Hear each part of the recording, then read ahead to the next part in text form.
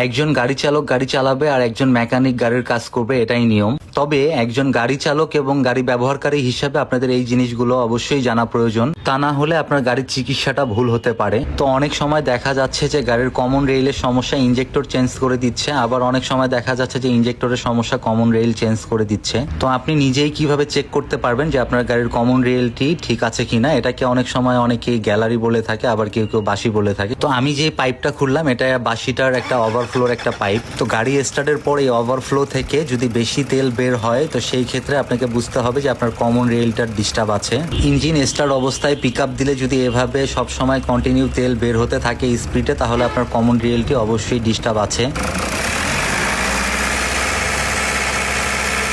তো আমরা এখন এই বাসিটাকে চেঞ্জ করে একটি রিকন্ডিশন লাগিয়ে নিব, আপনাদেরকে স্টার্ট করে দেখাবো। রিকন্ডিশনটা লাগানো হয়েছে এবং গাড়িটা এই মুহূর্তে স্টার্টেও আছে। আপনারা দেখতেই পারতেছেন যে পাইপটি খোলার পর এখান থেকে ওভারফ্লো দিয়ে কোনো তেল বের হচ্ছে না।